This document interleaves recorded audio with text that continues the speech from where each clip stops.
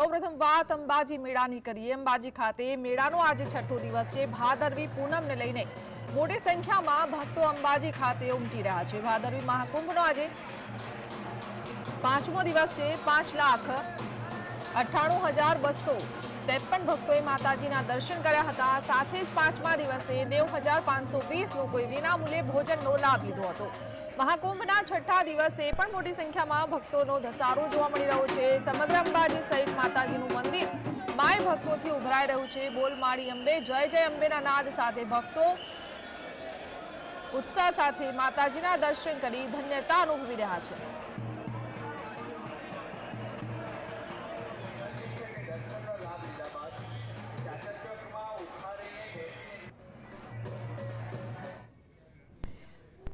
તો અંબાજીથી સંવાદદાતા દેવેન્દ્ર આપણી સાથે જોડાયા છે। દેવેન્દ્ર, આજે ભાદરવી પૂનમ છે ને છેલ્લા કેટલાક દિવસોથી જે રીતે ભક્તો માં અંબેના નાદ સાથે મંદિર પરિસરમાં આવી રહ્યા છે, માના ચરણોમાં શીશ ઝુકાવવા માટે કેવો માહોલ છે અંબાજીમાં?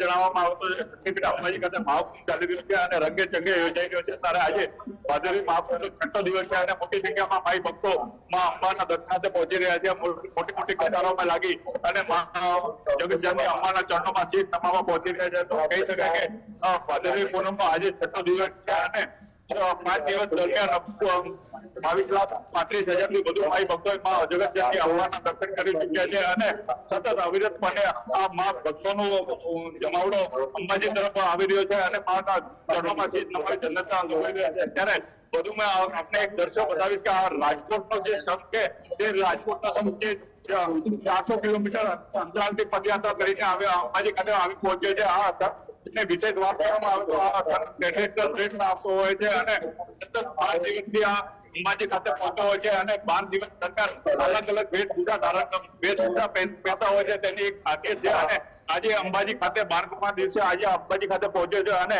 માના મંદિરના ચાચર ચોકમાં તે ગરબી રમી રહ્યા છે, તલવારબાજી કરી રહ્યા છે। એવા અનેકો દ્રશ્યો અહીંયા જોવા મળી રહ્યા છે। જો નાના નાના બાળકો છે તે તલવારબાજી કરતા હોવા નજરે પડી રહ્યા છે અને આ રાજકોટનો જે સંઘ છે એ ખૂબ જ પ્રખ્યાત સંઘ કહેવાતો હોય છે અને જે 400 કિલોમીટરના અંતરાલેથી પદયાત્રા કરીને અંબાજી સામે પહોંચ્યો હોય છે। ત્યારે આજે 12મા દિવસે જે અંબાજીના મંદિરના ચાચર ચોક પર પહોંચ્યો છે ત્યારે આજે જોઈ શકાય છે કે એ ખૂબ જ એક પ્રખ્યાત જે સંઘ છે તે આજે અંબાજી ખાતે પહોંચી ચૂક્યો છે અને માઈ ભક્તોનો જે અંબાજી મંદિરમાં જે કહી શકાય કે જે મોટી સંખ્યામાં આવી રહ્યા છે અને સતત અવિરતપણે તેમાં જમાવડો જોવા મળી રહ્યો છે। જી દેવેન્દ્ર, મંદિર ટ્રસ્ટ તરફથી કેવી રીતે વ્યવસ્થા કરવામાં આવી છે? કારણ કે આટલી મોટી સંખ્યામાં જ્યારે દર્શન માટે આવતા હોય ત્યારે દર્શનના કાર્યક્રમમાં કોઈ ફેરફાર કરવામાં આવ્યો છે કે કેમ? અને ખાસ વ્યવસ્થાને લઈને પોલીસ બંદોબસ્તની પણ વાત કરીએ તો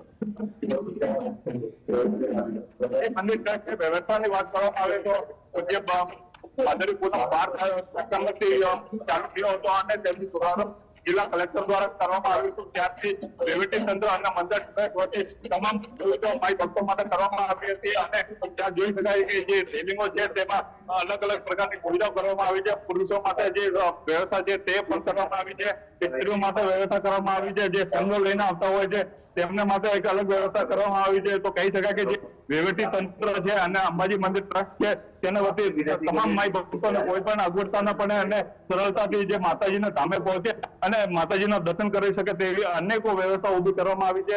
અને સાથે સાથે કહી શકાય કે જે માઈ ભક્તો જે દૂર દૂરથી સંઘો અને પદયાત્રા કરીને આવતા હોય છે ત્યારે ઠેર ઠેર જગ્યાએ જે માર્ગો છે અંબાજી આવતા તમામ માર્ગો છે જે હડાદ અંબાજી હોય કે દાતાળ અંબાજી હોય ત્યાં સેવા કેમ્પો પણ લાગતા હોય છે અને સેવા ભાવી લોકો દ્વારા માઈ ભક્તોને અનેકો સુવિધાઓ પૂરી પાડવામાં આવતી હોય છે। જી દેવેન્દ્ર, ખાસ વાત એ કે જ્યારે અંબાજીમાં દર્શન કરવા માટે આવતા હોય છે ભક્તો તો ગબ્બર ઉપર પણ માના જે માની આદિ સ્થાન કહેવામાં આવે છે ત્યાં પણ દર્શન માટે જતા હોય છે।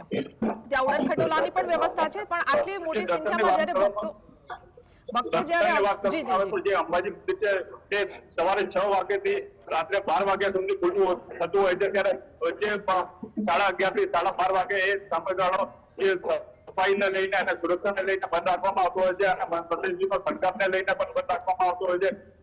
કહી શકાય કે જે મોટી સંખ્યામાં જે લાખોની સંખ્યામાં માઈ ભક્તો આવતા હોય છે તેમને કોઈ પણ માતાજીને દર્શનમાં કોઈ તકલીફ ના પડે તેના માટે મંદિર સવારે 6 કલાકથી લઈને રાત્રે 12 કલાક સુધી ખુલ્લું રહેતું હોય છે અને માતાજીના તમામ ભક્તો જે છે આસાનીથી માતાજીના દર્શન કરી શકે તેવી અનેક ભાદરવી પૂનમ દરમિયાન વ્યવસ્થા કરવામાં આવી છે. જી જી બિલકુલ દેવેન્દ્ર, અમારી સાથે જોડાયા બદલ આપનો આભાર.